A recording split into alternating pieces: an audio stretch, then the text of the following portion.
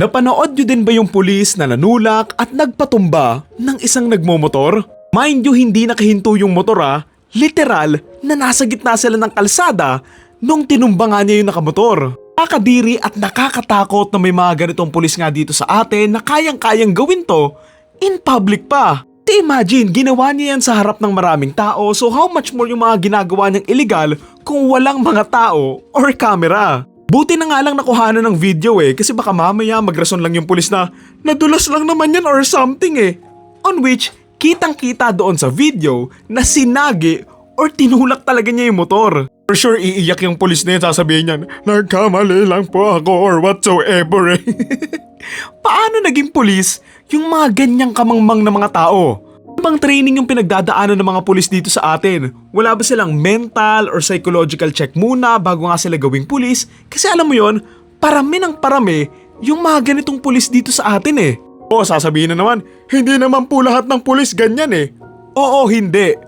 Pero, marami. Alam mo kung ano pa yung nakakagalit dito? Malaki yung tsansang hindi rin to matatanggal sa serbisyo Amang sa alamang isususpend lang yan, ililipat sa bundok. Basta magaan na parusa lang, tapos makakabalik din bilang pulis kahit na gumawa na siya ng ganitong kagaguhan. Sa Pilipinas, sobrang talamak talaga ng mga pulis na nagkakaso, nagka-issue, tapos ayun, nakabalik pa rin sa pagiging pulis. What the hell? Alam mo yon, let's say inaway siya nung nagmomotor. Kahit na inaway siya nitong nagmomotor na to, hindi pa rin valid na itulak or isagay niya yung motor given na pwede siyang makabawi ng buhay Pwedeng magkamali ng bagsak, tumama sa bato or something, makatama ng iba pang mga tao, or yung mismong natumba, baka magulungan pa siya ng mga sasakyang parating sa likod nagkaaway kayo tapos na-trigger ka tapos nang pa-power trip ka kasi nga pulis kuno ka, hindi naman yun rason para manakit ka Bali kung yung hinahabol niya suspect ng something or nangi-snatch, pero parang hindi naman Tingin ko talaga na trigger lang siya tapos umiyak siya, kaya niya sinagi yung motor.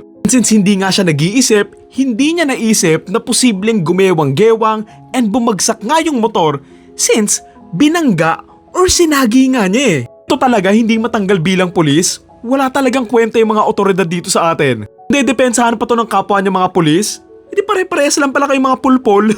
Kasi kahit na matrigger ka, mabwisit ka, or may makaaway ka, bilang isang pulis na naka-uniforme habang nasa labas, kailangan mong i-apply yung maximum tolerance Kaya hindi ka dapat talaga nananakit or naninira nga ng gamit ng iba, regardless kung pulis ka man or hindi. Lalo na kung pulis kuno ka, hindi mo talaga dapat ginagawa yung mga ganyan Hindi ka naman above sa ibang tao dahil pulis ka or a person of authority. Yung mga taong civilian, ayan yung mga nagpapasahod sa'yo Yung mga taong yan, ayan yung boss mo na dapat mong pinagsisilbihan.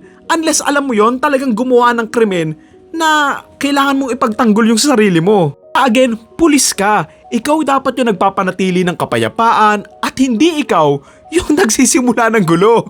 Ayun, sana lumaki tong balitang to and gusto kong malaman kung ano yung rason niya kung bakit ito ginawa. Alam mo yan, kung makakapagbigay siya ng magandang explanation na valid naman din, buburahin ko yung video tapos magsusorry pa ako. Promise.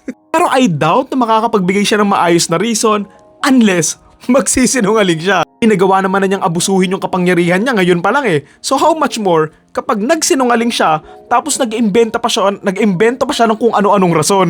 Bubulol na ako sa inis na habang maaga pa matanggal na nga yung mga ganitong pulis kasi alam mo yon, baka tumaas pa yung ranggo niyan di GG na tayo. Lahat ng pulis natin, mga tatanga-tanga na. Sa mga pulis dito sa atin, dapat ipaintindi sa kanila na empleyado sila ng bawat Filipino Hindi porket mga pulis kayo, kayo na yung boss dahil lang may beng-beng kayo. Hindi ganun yun. Ang sinasahod nyo galing sa pera ng mga tao and so, pagselbihan nyo yung mga tao.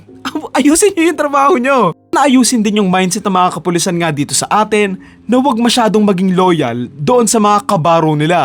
More on maging loyal sa mga civilian and sa bawat Filipino na pinagsisilbihan nila. Dapat maaga pa lang sa training ng mga pulis, magets nila na rumispeto nga sa mga tao. Ahon nilang maging kalmado kahit nagaano pa nga sila kagalit or inaaway nga sila. Sila yung dapat nagpapatupad ng batas at hindi sila yung mga hindi dapat sumusunod dito. So ayun lang, sana mahuli na tong pulis na to, makulong, ipakulong sana na tong lalaki na ito, and sana hindi na siya maging pulis pa.